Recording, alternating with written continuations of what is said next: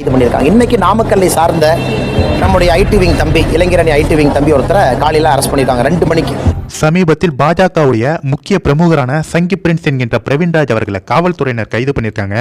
அதற்கு எதிர்ப்பு தெரிவித்து கடுமையான கண்டனங்களை பாஜகவுடைய முன்னாள் தலைவர் மற்றும் பாஜகவுடைய தலைவர் திரு நயினா நாகேந்திரன் மற்றும் முன்னாள் தலைவர் அண்ணாமலை அவர்கள் கடுமையான கண்டனங்களை தெரிவிச்சிருக்காங்க. முக்கியமாக சங்கி பிரின்ஸை அவருடைய வீட்டில் 20 காவல்துறைக்கும் அதிகமானவர் சுற்றி வளைத்து அவர் கൈது பண்ணியிருக்காங்க அப்படின்னு சொல்லியிருக்காங்க. முக்கியமாக சங்கி பிரின்ஸ் பாஜகவுடைய ஒரு முக்கிய பொறுப்பில் இருக்கக்கூடிய சமூக வலைதளங்களில் மிகவும் ஆக்டிவாக இருக்கக்கூடிய ஒரு பெர்சன் தான். அவருடைய உண்மையான நேம் பிரவீன்ராஜ். இவர் சமீபத்தில் பகல்காம் தாக்குதல் பற்றி சமூக வலைதளங்களில் ஒரு கருத்து தெரிவிச்சிருக்காரு. முக்கியமாக 13/5/2025 அவர் அந்த டேட்டில் அவருடைய அந்த கருத்தை பதிவு பண்ணியிருக்காரு. அதற்கு அவர் மேலே எஃப்ஐஆர் பதியப்படுது. அதாவது அவர் மேலே கம்ப்ளைண்ட் ரெஜிஸ்டர் பண்ணுறாங்க. அதாவது அந்த பதிவில் அவர் என்ன சொல்லியிருக்காருன்னா, பாகிஸ்தான் தீவிரவாதிகள் இஸ்லாமிய தீவிரவாதிகள் அப்படிங்கிற மாதிரி அந்த ரிலீஜனை சம்மந்தப்படுத்தி அவர் சொல்லியிருப்பார். அதற்கு காவல்துறையினர் நீங்கள் எப்படி அந்த போஸ்ட் போடலாம், இது மிகவும் தவறான செயல், இதற்கு மன்னிப்பு கேளு அப்படின்னு சொல்லி சங்கி பிரின்ஸ் அவர்களுடைய வீட்டிற்கு பல காவல்துறை அதிகாரிகள் இந்த பகல்காம் தாக்குதலை பற்றி அவர் கடுமையான விமர்சனங்கள் வச்சிருக்காரு. அது மாதிரிலாம் நீ சமூக வலைத்தளங்களில் போடக்கூடாது, எதற்கு அவங்களெல்லாம் தீவிரவாதிகள் சொல்ற, பாகிஸ்தான் தீவிரவாதிகள் ஏன் சொல்ற அப்படி இப்படின்னு சொல்லி சங்கி பிரின்ஸ் 20 காவல்துறை மேலே மிரட்டியிருக்காங்க அப்படின்னு அவர் அந்த போஸ்ட்டில் சொல்லியிருக்காரு. அது மட்டும் இல்லாமல் சங்கி பிரின்ஸ் என்ன சொல்லியிருக்காருன்னா, நான் மன்னிப்புலாம் கேட்க முடியாது, போட்ட போஸ்ட்டை டெலிட் பண்ண முடியாது, நான் கோர்ட்டில் பார்த்துக்கிறேன் அப்படின்னு சொல்லி காவல்துறையிடம் அவர் சொல்லியிருக்காரு. இந்த நிலையில் சங்கி பிரின்ஸ் அவர் கோர்ட்டுக்கு போயிருக்காங்க. கோர்ட்டில் அவருடைய வீட்டுக்கு, அதாவது பிரவீன்ராஜ் சங்கி பிரின்ஸ் அவர்களுடைய வீட்டிற்கு நாங்கள் செல்லவே இல்லை அப்படின்னு காவல்துறை சொல்லியிருக்காங்க.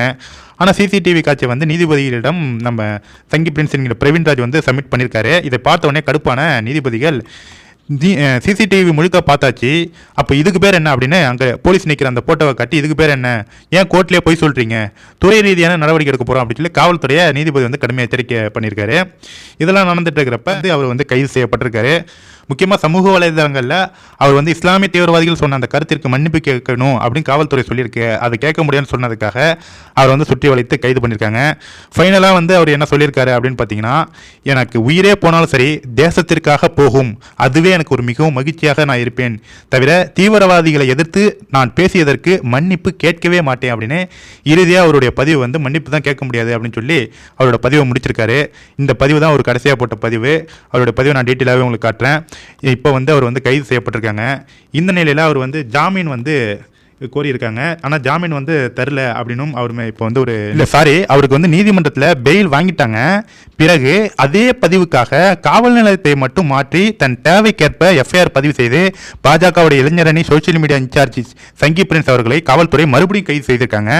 ஒன்றும் இல்லை, இப்போ அவர் அந்த போட்ட கருத்து இருக்குல்ல, இந்த கருத்தில் இப்போ எப்படின்னா சென்னையில் ஒரு பகுதியில் இப்போ பெரம்பூரில் கம்ப்ளைண்ட் ரிஜிஸ்டர் பண்ணுறாங்கன்னா அங்கே அவர் கைது பண்ணுறாங்க. இப்போ அவருக்கு அங்கே ஜாமீன் பெற்றாச்சுன்னா உடனே தாம்பரத்தில் உள்ள ஒரு போலீஸ் ஸ்டேஷன்ல இவர் இந்த மாதிரி பதிவு போட்டிருக்காரு அப்படின்னு சொல்லி அங்க ஒரு கம்ப்ளைண்ட் ரெஜிஸ்டர் பண்ணி அதுக்கு கைது பண்றாங்க அப்படின்னு மாறி மாறி ஒரே பதிவுக்காக அவருக்கு ஜாமீன் கிடைத்தாலும் வேற ஒரு காவல் நிலையத்தில் அவருக்கு அவர் மேலே எஃப்ஐஆர் போட்டு அவர் கைது உடனே பண்ணியிருக்காங்க அப்படின்னு அவருக்கு சார்பாக வாதாடிய வழக்கறிஞர் காவல்துறை மீது கடுமையான குற்றச்சாட்டையும் மற்றும் கடுமையான கண்டனங்களை தெரிவிச்சிருக்காரு.